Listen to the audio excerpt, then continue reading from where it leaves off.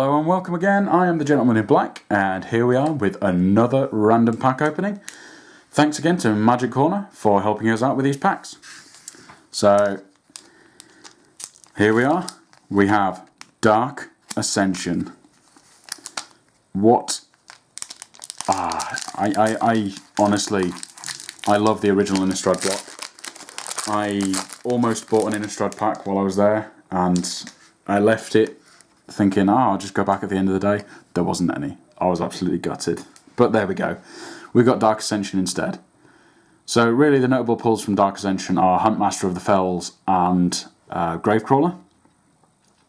Although my girlfriend actually bought 4 Huntmaster from the event, then bought a pack of Dark Ascension from the same box as this one, and opened a foil Huntmaster. So I don't think we're going to beat that one, honestly, but here we go. So we start out with a modern staple, very good card this, Thought Scour.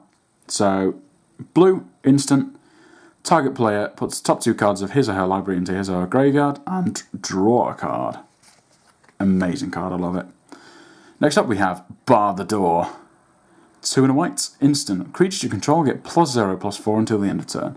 What a combat trick, just making you guys big on the old booty there. Next up we have Rack with Madness. I used to love this card. There's a similar one in Shadows over Innistrad, which is Innistruggle. It's even got the same cost, I think, but I think Innistruggle's instant. So we have Rack with Madness. 3 and a red, sorcery, target creature deals damage to itself equal to its power. Next up we have a generic burn spell, Fires of Undeath. So it's an instant, it deals 2 damage to target creature or player, but it has a flashback of 5 and a black. So when this is in your graveyard, you can exile it, pay 5 and a black, and cast it again. So flashback is a great mechanic. Next up we have Gruesome Discovery. 2 and 2 black, target player discards 2 cards, but it has Morbid. If a creature died this turn, instead that player reveals his or her hand, you choose 2 cards from it, and that player discards those cards. Very good indeed. Next up we have Stormbound Geist. 1 blue, 2/2, flying. It can only block creatures with flying, but it also has Undying. So when it dies, it comes back to the battlefield with a +1/+1 counter. This is a very good card. Next up we have Break of Day. So 1 and a white, instant, creatures you control get +1/+1 until the end of turn, but it also has Fateful Hour, another one of Dark Ascension's mechanics. If you have 5 or less life, those creatures are also indestructible until the end of turn. So, not bad at all. If you're really far behind, Fateful Hour can sometimes save you. Next up is Highborn Ghoul. So it's a 2/1 zombie for black, with Intimidate. It can't be blocked except by artifact creatures and or black creatures. So, pretty good card actually. Next up, another great card with Fateful Hour. Gather the Townsfolk. So 1 and a white, sorcery. Put 2 1/1 white human creature tokens onto the battlefield, but it has Fateful Hour. So if you have 5 or less life, put 5 1/1 humans onto the battlefield instead. Very good card that. I love it. Next up we have Altar of the Lost. So it is a 3-drop artifact. Enters tapped. Add 2 mana in any combination of colors to your mana pool. Spend this only to cast spells with flashback from a graveyard.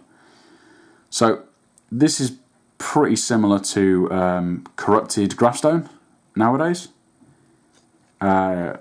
except that also comes in tapped, but only casts. It taps for a colour of a spell in your graveyard. There we go. So it's a bit similar. Next up we have Niblis of the Urn. 1 and a white, flying, 1/1, and whenever it attacks you may tap target creature. So it's a bit like a Topplegeist. It's pretty good actually. The missus will be happy with this one. Immerwolf. 1 red-green for a 2/2, and it also has Intimidate. Other wolf and werewolf creatures you control gain +1/+1, and non-human werewolves you control can't transform. So this is one of the cycle of lords, as they're known. So basically things that give +1/+1 to a specific type. So obviously there was a cycle of these in Innistrad for each of the tribes. Apart from humans, I think they didn't get one. But werewolves, zombies, vampires and spirits all got one, which was nice actually. I really like that touch. I hope they do more in Eldritch Moon.